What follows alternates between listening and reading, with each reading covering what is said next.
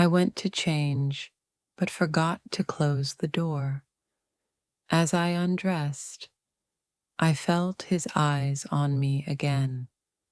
Then he stepped forward, pulled me close, and kissed me.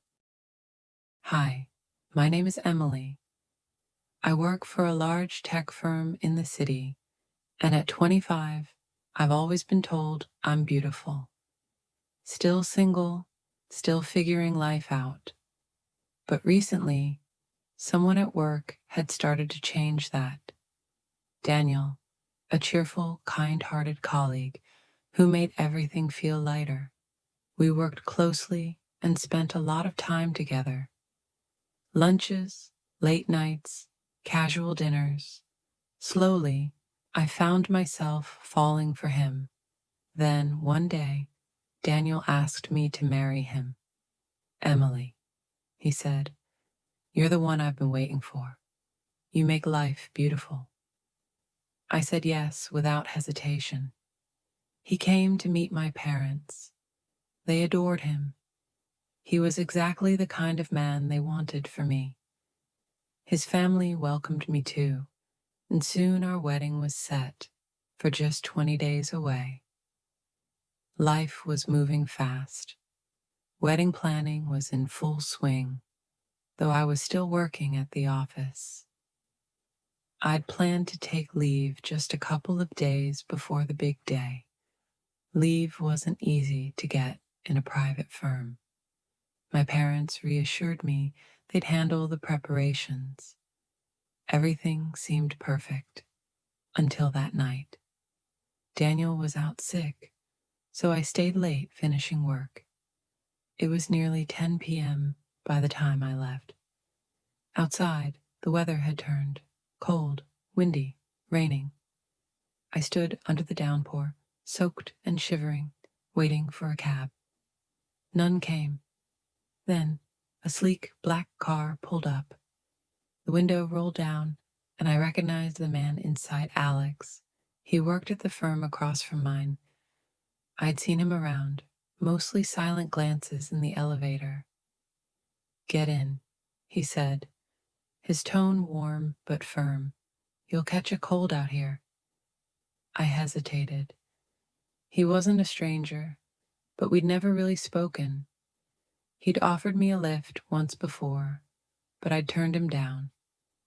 Tonight, Daniel wasn't there, and the streets were empty. I was freezing. Against my better judgment, I got in. "You're soaked," he said. "Come to my place across the street. Change into something warm first, then I'll drop you home." He gave me a towel and one of his shirts and pants to change into, then left me alone in the room. I undressed and dried my hair. Time slipped by. I was midway changing, completely unclothed, when Alex walked in. He froze, apologized, and shut the door. I was mortified. I threw on his shirt and wrapped the towel around my waist. When I stepped out, he said, "I knocked, but you didn't answer." He was right. I had been so lost in my thoughts. "My pants don't fit," I said. "Don't worry, your clothes are in the dryer. Let me make you something to eat." We sat in the kitchen, eating omelets and sipping tea, but I could feel his eyes on me. I realized the top button of my shirt had come undone.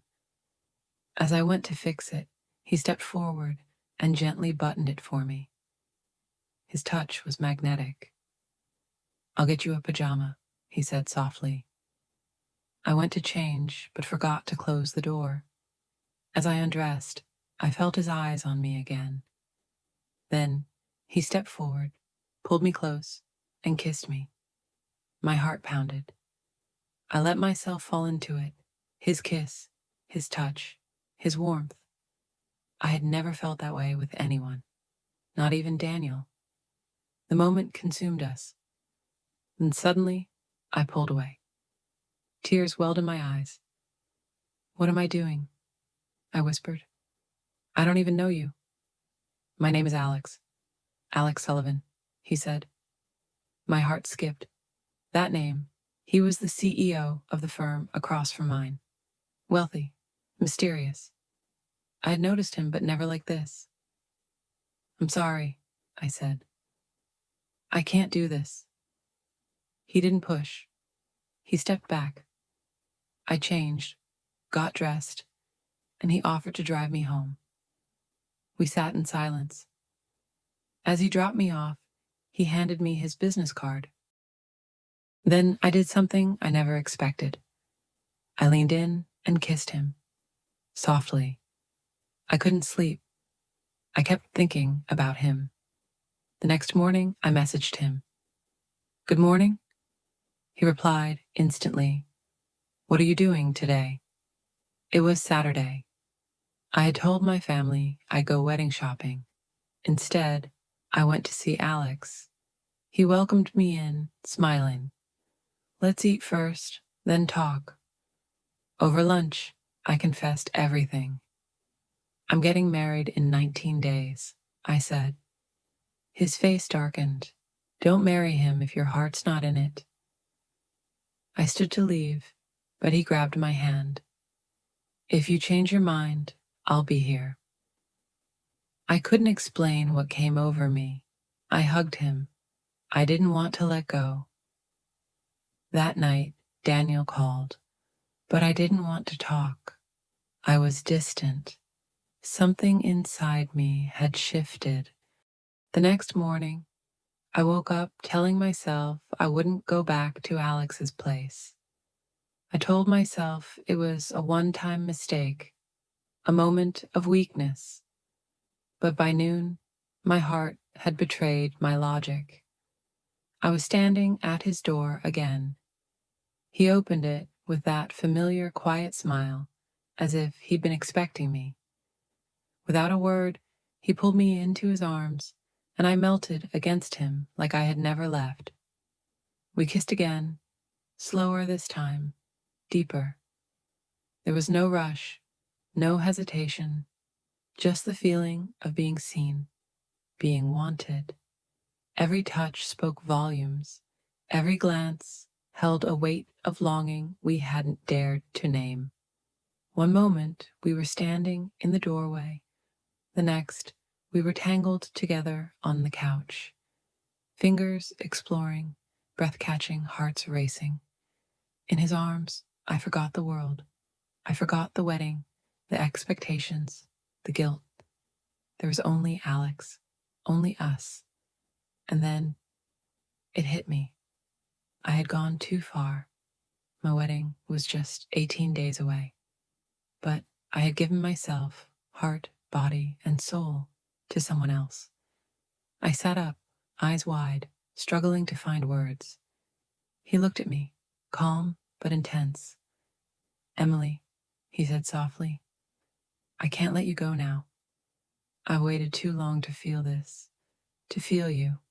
You're mine. His words weren't possessive. They were desperate, aching. And God help me. I didn't want to leave. He brought me home. And without a second thought, he walked straight inside with me. My parents looked at him in shock. He faced them without hesitation.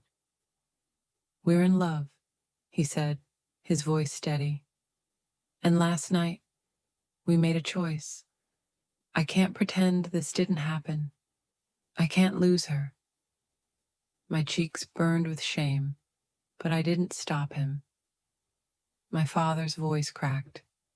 Emily, you're engaged. You're supposed to marry Daniel in 2 weeks. Then Alex did something I never expected. He reached into his coat pocket and pulled out a small ring box. Opening it, he revealed a beautiful, simple gold band. He turned to me, eyes full of emotion. I don't want to wait, he said. Marry me, today, right now, if you'll say yes. And just like that, everything changed. The wedding with Daniel was called off. His heart was broken. My parents couldn't believe what had happened, and neither could I. But maybe this is love. Love that defies logic. Love that pulls you into a storm. And I had been swept away.